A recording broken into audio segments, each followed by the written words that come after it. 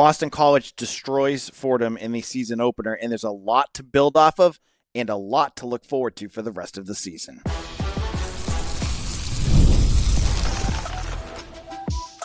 You are Locked On Boston College, your daily podcast on the Boston College Eagles.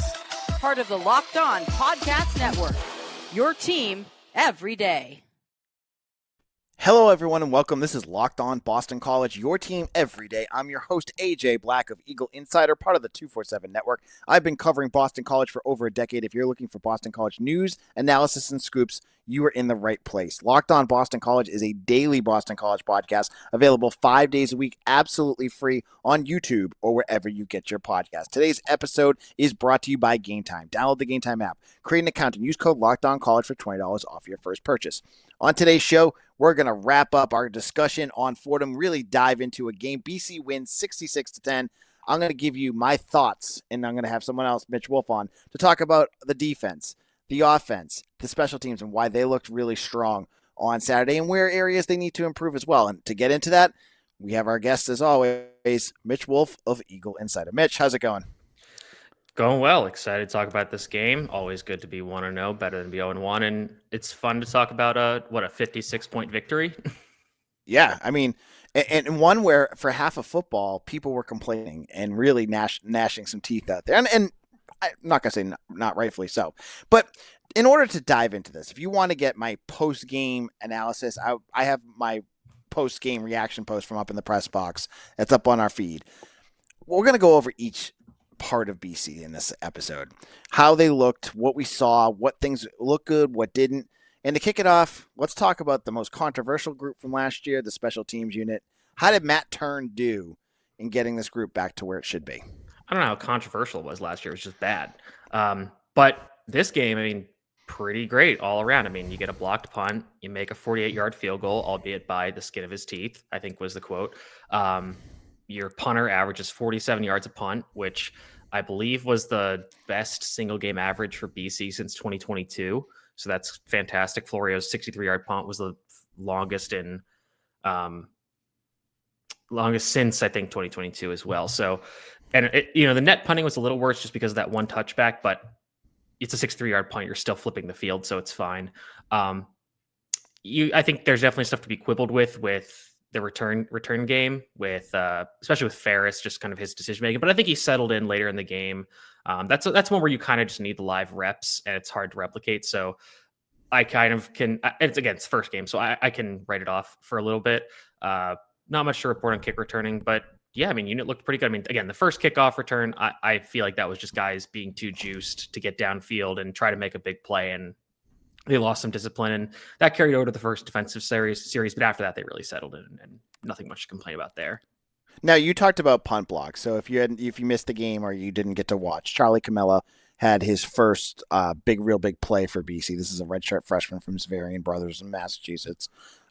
He came off the edge and had a huge punt block in the second half. Mitch had tweeted actually in the first half, BC's getting real close to getting a punt block. Keep your eyes open on that.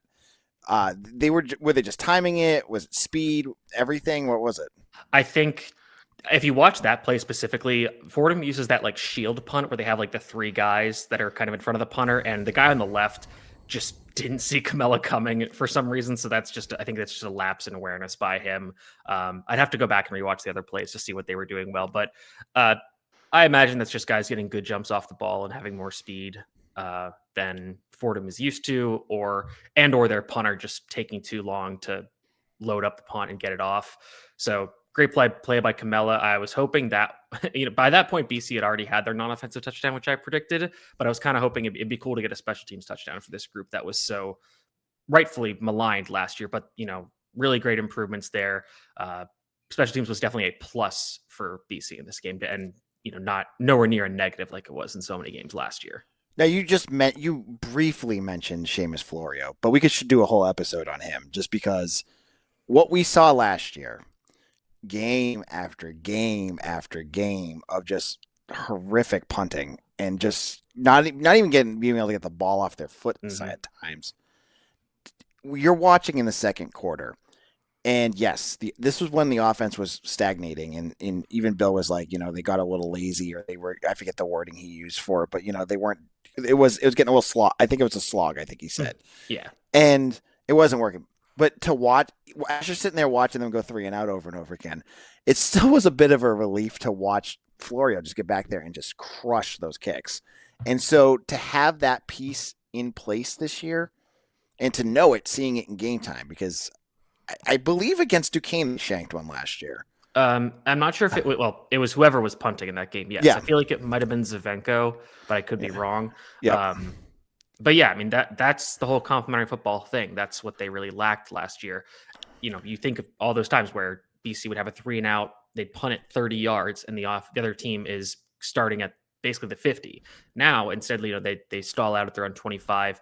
You flip the field. You put the other team inside their own 30, inside their own 20, and that is just a lot easier for defense to defend because they have the whole field. They don't need to, create a turnover super quick, and you can play just a more relaxed, complete form of football. And this is something that I mentioned in my 3 stars post on the website, was that complementary football was a big part of this game in the form of no turnovers on offense and no penalties until 5 minutes left in the game when Jaden Fry, a true freshman, gets tagged for a relatively soft roughing the passer call. So that's like basically a perfect game in terms of complementary football. Again, we'll get to the run game and everything with that, because we could honestly do a whole episode on that. But again, it's really hard. You really shouldn't be able to find much to complain about in a 56-point win. Yeah, because I was thinking, watching some of those plays, right? Other than that first drive where they started at almost the 45 or 50 after they, there was some bad tackling on the kick return. When you punt it and you knock them into the 25, you can afford to allow a 10 to 12 yard pass, or a couple of them. And BC did. Last year you did that and you're screwed. Yeah, they're already in the red zone. Exactly. Yeah. So that's where you saw, because then after that, BC they figured things out a lot of times and then forced them to punt. So it was that little piece right there that really stuck out to me. Now let's talk about Luca Lombardo. 48-yard field goal. If you guys have not watched it, I believe BC Football probably tweeted it out. Bounced off the crossbar and in from 48 yards out. Remember last year, BC only attempted 5 field goals. They hit 3 on the entire season. So this was a nice piece to see out of BC. It was nice to see Lombardo actually do that and then hit it felt like 15 extra points. And all of them were, pretty much right down the middle, no questionable ones there. The funny thing about the field goal is it almost looked like he was chipping to lay up onto the green, basically, because it kind of had this big arc on it. And that's why it, plopped onto the crossbar. But I almost wonder if maybe he does that to maintain accuracy and maybe sacrifice some power and distance. But you kind of wonder if he really drives the ball through, if he could get some more distance on it. Maybe again, it sacrifices accuracy, so I'd prefer him be accurate. But obviously, great to have that field goal, because you want to at least know you have a guy that can do it. And to do it from 48 is fantastic. Assumedly you get into 35, 30 yards. Again, that makes things easier in the offense, because last year BC had to go for it on 4th down so many times, even when they were in good field position, because they couldn't trust their field goal kicking unit at all. And I think some credit deserves to go to Florio for holding. All good holds, all good operation there. I have to check. I don't know if we have special team snaps yet. I'm trying to load them now. We'll see if they load in time. But I know that on the field goal, Cooper Crook, the redshirt freshman, was the long snapper, which is interesting because I thought that would be Ben Mann. Looks like we don't have snaps or snap counts for special teams. So interesting that was flipped, but I wonder if Mann was in there for some of the earlier extra points, because him and Florio obviously have that history and chemistry going back to their time at Yale together. It was just refreshing. I think if anything I saw in this game, seeing the special teams actually click and know that no matter what other issues, and we'll have issues that we're going to talk about, that looked like it won't be a major one this year. So that was a real relief. In a moment, Mitch and I are going to start talking about the offense. Dylan Lonergan's first start, what did we see? And what happened with that running attack? We'll get into all of that in just a moment.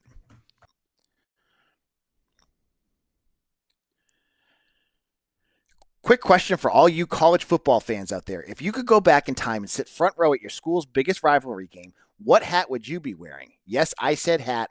For me, it would be the game. These aren't just hats. They're just the same vintage style hats fans wore back in the 80s and 90s. And guess what? They still go for the same price they did back then. When you use code Locked On, you will get your vintage hat for $16.99.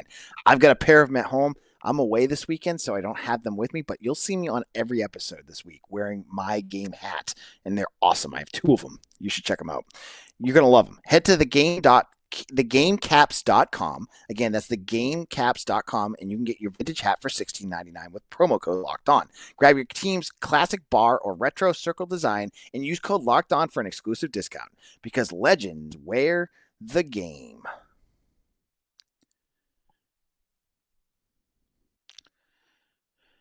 College football is back, and I couldn't be more excited. The tailgates, the rivalries, the energy in the stands, there's just nothing like it. But let's be real. Actually getting tickets can feel more like a battle than the game itself. Endless queues, hidden fees, prices jumping up at checkpoint. That's why I use Game Time, the app that gives the advantage back to fans. It's the easiest way to score last-minute tickets at the best prices with no surprise fees. What you see is what you pay. I pulled up Game Time, and I loved that they have zone deals. You can pick the section, Game Time picks the seats, and you save big. So take the guesswork out of buying college football tickets with Game Time. Download the Game Time app, create an account, and use code LOCKEDONCollege for $20 off your first purchase. I've used them before. I used them to get tickets to a BC game a couple years ago for my family. Used the seat finder, got the best seats because it was going to be raining. I wanted to make sure my seats were covered. Game Time had me covered. So terms apply. Again, that's promo code LOCKEDONCOLLEGE. That's Locked On College for $20 off. Swipe, tap, ticket. Go download Game Time today.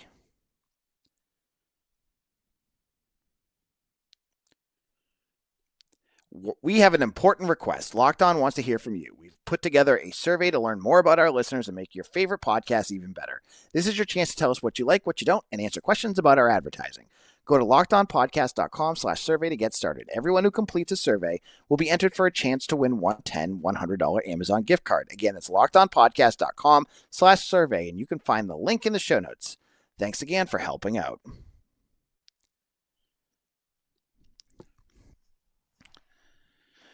Locked On Boston College, AJ Black here, and we are talking about the Fordham game. Everydayers last week, you heard our predictions. You heard us on your first listen every day talking about this game, and it turned out exactly what you expected. And the offense, this was one thing that I think a lot of folks were really interested to see. Dylan Lonergan makes his first collegiate start. What was he going to look like? What would we see out of him? Mitch, talk about what you saw out of Lonergan. I think you saw what you wanted to and what you expected. And what I mean by that is that you saw him, for the most part, get rid of the ball quickly, make good decisions, make pretty accurate throws, especially working off play action. You saw him be willing to throw over the middle in the intermediate area, which is a very encouraging sign for a young quarterback, because typically quarterbacks that don't have a lot of experience are afraid to do that because there's so many defenders. You have to fit the balls in. You have to be really accurate. But if you can do it, then it's like, okay, now you can really have the whole field to attack. And he did that multiple times, which was fantastic. I will say, like, the drawbacks, or I guess the negative plays for Lonergan would be a few times the defense confused him. And we're watching the film. I will say Fordham really threw the kitchen sink at him in terms of coverage rotations. They had a lot of moving pieces on the back end. So they would have a single high, one safety in the deep middle, and then they'd rotate so it's cover 2. And not that these are completely unique things, but it's just like for a guy making his first start, it's like, okay, I'm looking at the defense, I see single high, I'm thinking it's cover 3. You get the snap, you're looking at, oh, it's cover 2 now. And it's like, okay, now your processing has got to change. And again, it's the guy's first start. So, his processing might not be as fast as a veteran who's been doing this for a long time. So that's a little bit forgivable. And that's a lot of time where BC struggled in the late first and early second quarter, was when they would, not hit on a play for whatever reason, and then they'd be behind the chains, and, Fordham would come up with this crazy coverage rotation. He would either make a mistake or hold on to the ball and take a sack or have to throw it away, basically. So those are forgivable for a guy making his first start. But otherwise, I think you really can't complain. I mean, the dude threw 250 plus yards and 4 touchdowns. And again, it wasn't just all bubble screens. Like, he's throwing intermediate crossers. He's throwing through that beautiful fade ball to Reed Harris for the touchdown. And there were a few plays. I think my favorite throw is it's where they're in the 2-minute drill, and it's the big over route from Franklin, where he's coming from the right, going to the left, and Lonergan places it right where it needs to be. And as there's pressure coming, like he's kind of got a guy in his lap, and he puts it right where only Franklin can catch it on the deep or intermediate crosser. And that was great. And then that set up the touchdown to Skeet, I think like maybe 1 or 2 plays later. So really impressed. I think there's room to grow. And I think there's like, hey, like this play, get the ball out quicker. Like you can trust this read, go here. There was another play where they ran Haas F juke, which is where they have, it's a very famous Patriots play where you have the inside slot receiver to the 3-man side, just run the little curl over the ball, and then he can go left or right. And then you have the 2 slot fades from the slot receivers. And they had Skeet and Harris in the slots. And it was like, I think it was maybe like 2nd and 10. So they just wanted to get a few yards. So he just hits the juke route. It's open to Bond, of course. But if he holds onto that ball and looks for another half second, both Harris and Skeet are wide open for a touch. It could have been touchdown to either side. Was that early in the game? Because I remember seeing. I think that was actually in the second half. Oh, really? Because they were already kind of cruising. So they were just like, let's just get a few yards here. So it was fine. But I was just like, oh man, if they've got some meat on the bone here that they could really cook with. So that was encouraging to see from Lonergan. And also credit to Grayson James for just calling his own number in the fourth quarter. He was just bombs away when BC's already up by like 5 scores. And it's Grayson James just saying it's Grayson James time. And just I love bombs. I actually had one. I think a player's parent saying like these guys don't get a lot of live game reps, so just let them play. Like how many years of like Halfley and Adazio where they get up late and they just run up the middle and then just punt and just hold I will say if I was Fordham's coach, I think it was the last touchdown where they kind of snapped it right before the 2-minute warning. I'd be like, okay, wait, maybe we can call off the dogs a bit here. Like, come on, this is but still, it was fun to see him just go crazy in the fourth quarter. Yeah, we saw first touchdowns in their careers by Dawson Pugh and Ben McCormick in this game. He also hit VJ Wilkins, it was good to see him out there. Yard short, probably should have been a touch. Yeah, really close to touchdown too. Yep, I didn't know if we'd see him play Turbo. No, all right. So let's get into this. Okay, here we go. The run game averaged 2.5 or 2.6 yards per carry. It's probably closer to 3 if you want to adjust for sack yardage, but sure. What was your thoughts about the rushing attack? Okay, so watching this game back, BC had 35 designed rushes.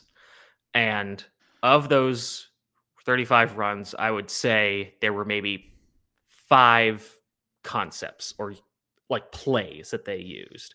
There was no diversity to this attack, and that was intentional. They ran duo.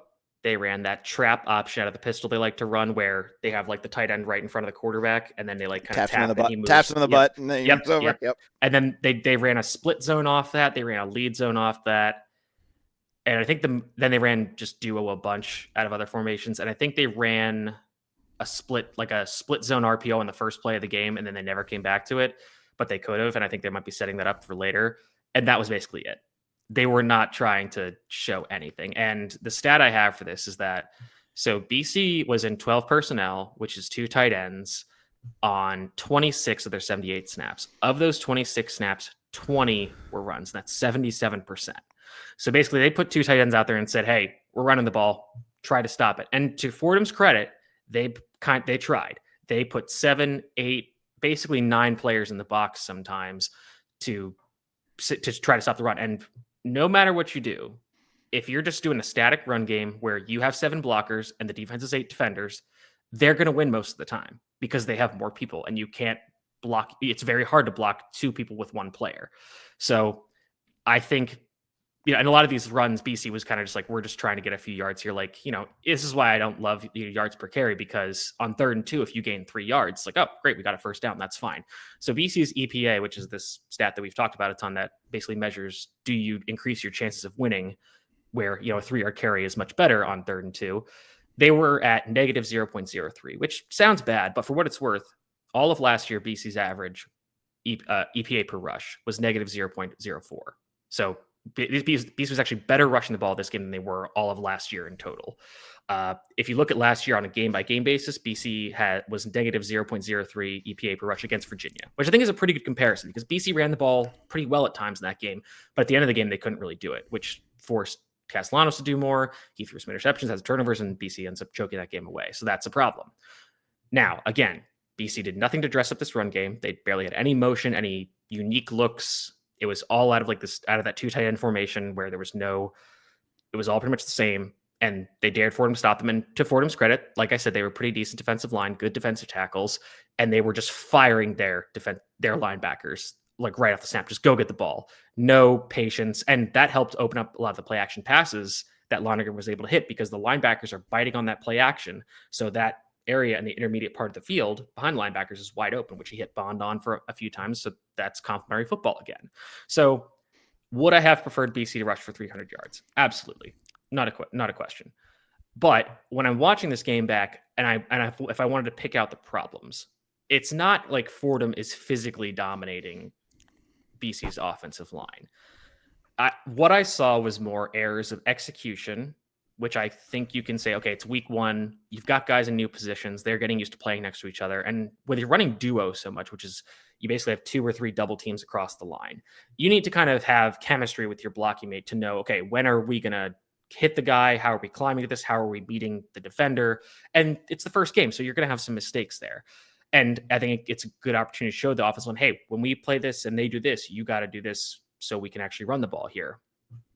I also think that the running backs deserve at least a little bit of blame. There were times where Turbo Richard and Jordan McDonald ran right into the butts of their blockers. And again, it's the first game. You're still kind of knocking the rust off from not playing real football in 8 months or whatever. So I'm not really worried about it long term. If it's a problem against Michigan State, then we can have that discussion. But I don't think this game is directly indicative of a major problem in the run game because BC wasn't trying to overwhelm Fordham with the. They were saying we're going to try to run it, and if you stop it, it's like fine, we'll throw it over your head, and they did that all game. So I think this meshed with what BC wanted to do from a game planning standpoint, and at the end of the day, Fordham couldn't stop them when they needed to. So I wasn't too upset about it.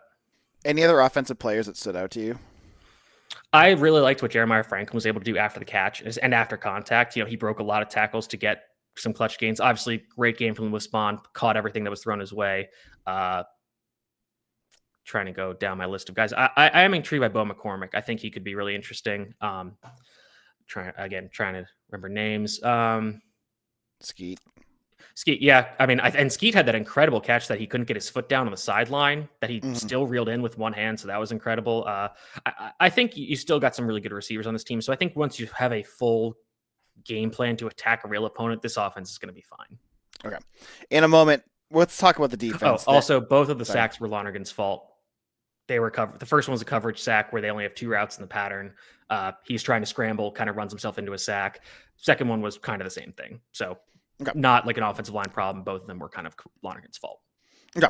In a moment, Mitch and I are going to wrap things up by talking about the defense and that secondary that had quite the game. We're going to explain what we saw in that one in just a moment.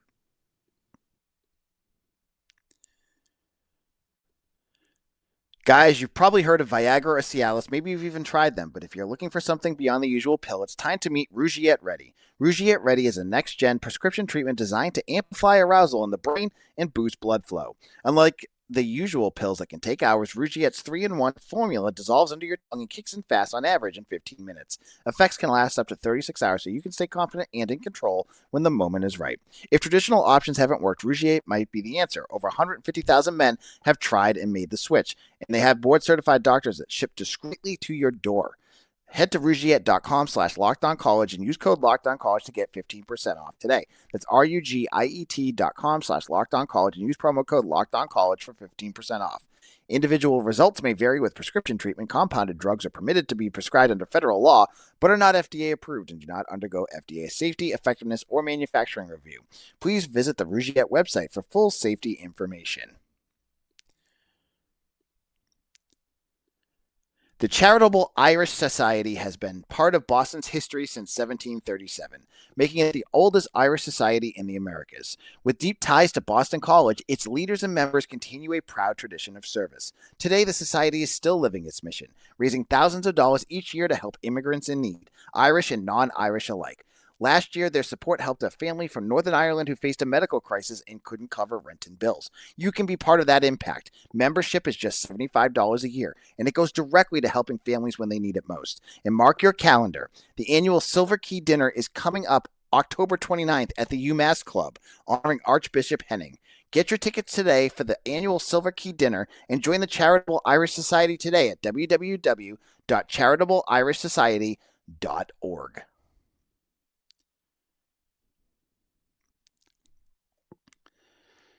Locked On Boston College, AJ Black of Eagle Insider, and to all my folks out there who make Locked On Boston College your first listen every day, thank you so much. We had a great first week of the season. I can't wait to dive into some of these bigger games as they get on here. So thank you. Make sure to like us and subscribe to us wherever you get your podcasts. All right, so Mitch, this defense, what stood out to you? I had to remind myself this is Fordham about every play when I'm watching the secondary. This could be one of the best secondaries in BC history. I am. Is that your wild? Is that your wild take that you had that you put? Yeah, that's my wild overreaction from this game. Everybody else is freaking out about the run game. I'm like, this secondary is absolutely awesome. And maybe it's not like from actual performance or results or whatever, but like just from a vibe standpoint, these dudes absolutely rock. I mean, they were just locking up Fordham's receivers in man coverage and daring the quarterback to throw. And then Carter Daniels and Omar Thornton were out there just trying to commit murders. And it was hilarious. There's a play I was telling you about this before we started about where Omar Thornton basically pulled a Troy Polamalu and jumped the snap count perfectly to make a tackle for loss.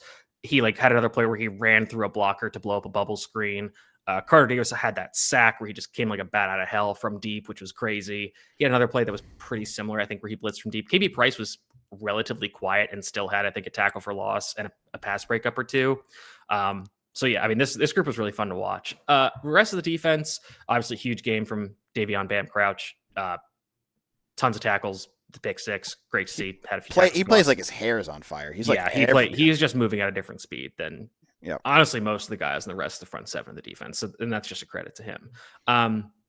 Defensive line was very interesting to watch because I think BC did some interesting blitz stuff in this game, but I think that was just like a taste of what they're going to do this year. I think they're going to be absolutely insane with some of the blitz packages they come up with. And this was just a lot of the stuff was pretty similar to what we saw last year. They ran the play where they mugged both the linebackers up in the A gap and then they blitzed them, but they dropped the two defensive tackles out. They did that a ton last year. Obviously you have the play where Carter Davis basically is single high in the deep middle of the field, then runs up and blitzes, and they rotate back into a cover three behind him, which is crazy. But yeah, you're going to see tons of that stuff. I thought Quan Williams was fantastic. Really underrated game from him. I had a play where he was he was directly head up over the backside guard, and they ran outside zone away from him, and he was able to scrape over and basically get his arm on the running back to make the tackle for a very short gain. Just really impressed by this. I mean, again, Fordham has a pretty bad offense, and you can see how these kind of offenses, these like super spread and shred, whatever you want to call them, if they get some momentum, they can get rolling. But as soon as like things go bad, they just peter out immediately. And Fordham ran like a few bubble screens that would get like 5 or 6 yards in a row. It's like, okay, fine. But anytime they tried to really drop back and throw, they had a few, I will say their receivers had a few nice contested catches, but they had many more contested drops or not catches. And anytime Gunnar Smith had really any pressure in his face, he was throwing it away or the ball was getting batted. I thought it was one of my favorite plays was Micah Amity, who's a true freshman, who's been like BC's biggest hype man on Twitter ever since he committed. And he got a sack late in the game. So it's just cool to see a guy that's just been like so bought in on being a BC guy get rewarded with the sack. You also saw a lot of true freshman play. So they were getting a ton of bodies in on the defensive line, just rotating guys in and out. And so you saw like Israel, a lot of Pupo, Jaden Fry, who had that unfortunate penalty, come in, and they had some nice plays. Jason Flint, even Clive Wilson, who's been around forever, and they did some fun stuff with him. He had 2 pressures, I think, so that was cool. And same with the secondary. Saw a lot of true freshmen there. Amari and Davis had some nice plays at safety. Marcellus Townsend played some nickel, which was good. So yeah, I think Ashton Cunningham, who you saw play live last year, he played quite a bit. I did not notice that, but I'll have to go back and check. I think he had 20-something snaps. They were playing him. Okay. They're playing him early. Okay, all right. Well, yeah.